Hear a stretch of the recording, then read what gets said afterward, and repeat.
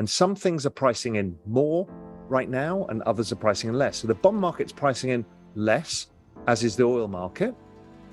But things like tech stocks are pricing in an ISM of 35, which is a deep recession. Hello and welcome to Wealthy Value. In today's video, Real Vision CEOs and global macro investor Raoul Pal shares his macro outlook on Bitcoin and Ethereum in 2022, whether or not we're in a recession, and his views on the current situation of the economy by looking at the negative GDP growth report.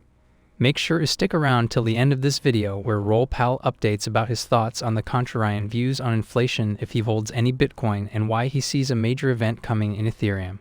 If you like the video, don't forget to give it a thumbs up, subscribe to the channel, and turn on the post notifications. Let's dive right into the video. I'm going to make it easy for people. Everything is about supply and demand. Right, the more supply there is, the cheaper it is. The more demand there is, if supply is stable, the more expensive it gets. Which is why we've had the problem with prices, because there wasn't supply of oil, but there was demand as everybody came out of pandemic. So what have we got going on in ETH? We've got a gigantic supply shock. So what is the supply shock? The small supply shock is right now, every day, miners are selling ETH. They probably sell 80% of everything they receive because they need to pay for their cash flows and their electricity and all of this stuff. So they stop. That's about 1 or 2 billion a month. Okay, that's nice. But then after that, we've also got the fact that staking is coming. Currently, there's about 9% of all ETH staked. Now, estimates are it should go up to around 30%. What does that mean? It means 30% of the ETH comes off exchanges, comes out of DeFi, comes out of CeFi, and is untouchable. Right, you're removing a gigantic amount of supply from the market, and it's locked for a year, so you can't do anything about it. Yes, you can trade using staked ETH and stuff like that, but it's not the same thing. So you've got this. So you're taking that out of the market. So you've got a huge supply shock.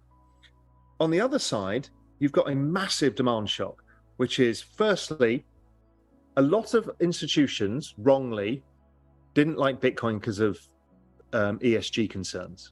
Proof of stake gets rid of that. Additionally, it now has a yield. So that's something that institutions love, is a yield. So now you need to make one asset allocation decision, which is, I believe in this Web3 technology world. So where do you allocate? Bitcoin or ETH? It's going to be ETH. Why? Because you're going to get something between a 6 and a 10% yield. That's right. So that's extraordinary.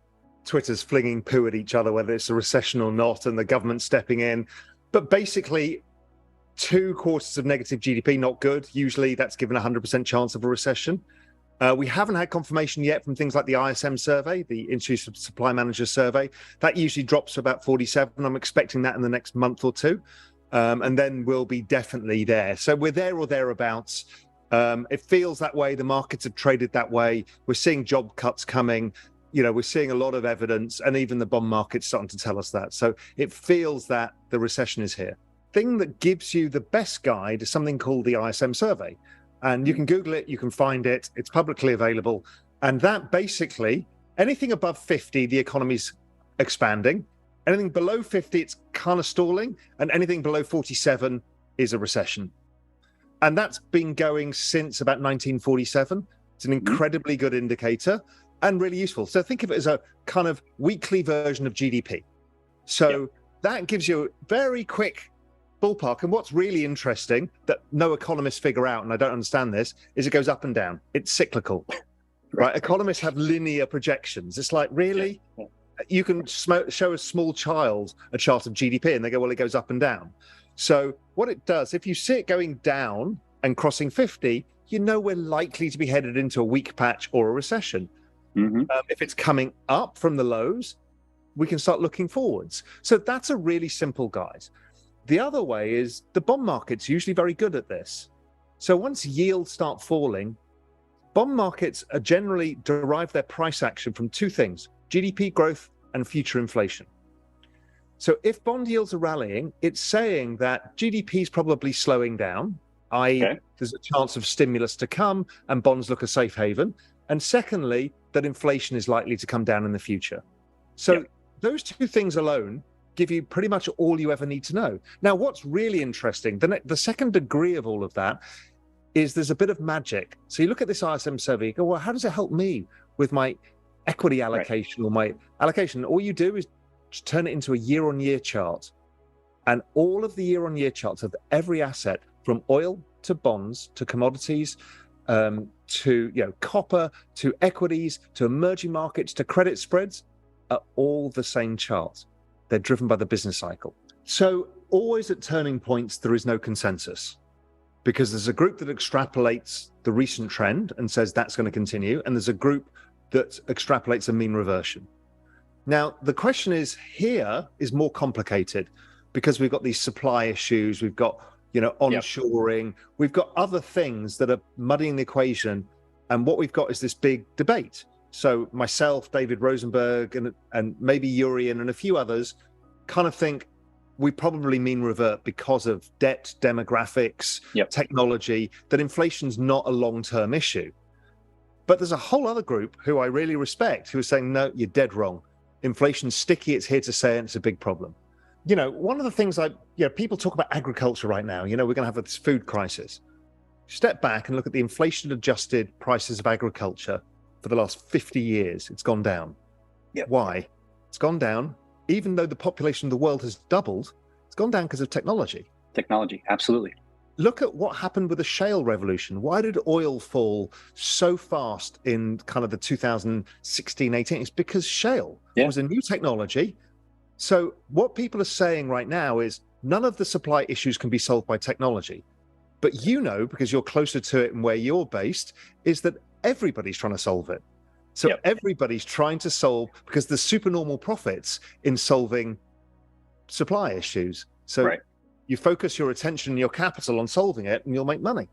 Not because I don't like Bitcoin or don't think it goes up. I just think it goes up less. We're looking at this as a technology and a network adoption model. So you want to back the network that's growing the fastest and has the most number of applications. That's the safest, easiest allocation. That happens to be ETH. Now, other earlier stage tokens, whether it's Solana or AVAX or whatever, are getting earlier on the adoption curve. So you get that accelerated phase. So they'll probably outperform. But if you're just thinking the safe, easy bet, we're now looking at the internet. The money of the internet is ETH currently. Nothing is exchanged in Bitcoin. I mean, literally nothing. So the money of the internet is ETH. DeFi is built on ETH. NFTs are built on ETH. All of this is being built on ETH. What's left? Yes, it's not fast enough. So people go to other chains for that. It's a bit more expensive. People go to other chains. But the broad encompassing of the space, this is the simple, easiest bet to take. By the way, do you want to buy and sell crypto through your bank account?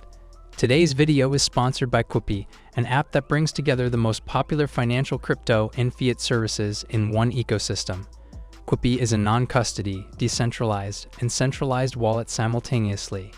Use both of these options for the best user experience.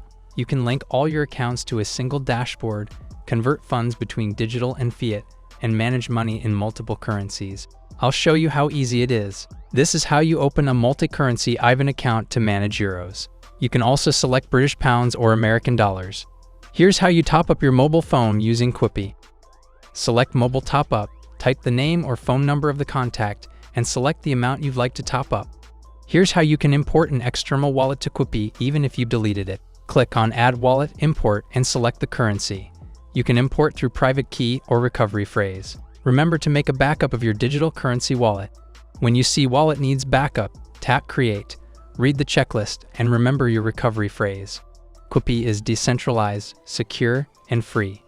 Choose either euros, pounds, or dollars and start using your new account in minutes. Physical prepaid bank cards will be available soon, and you can count on 24/7 support in multiple languages.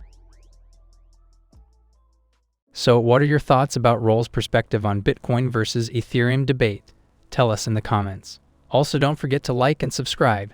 See you soon with the next video. Thank you so much for watching.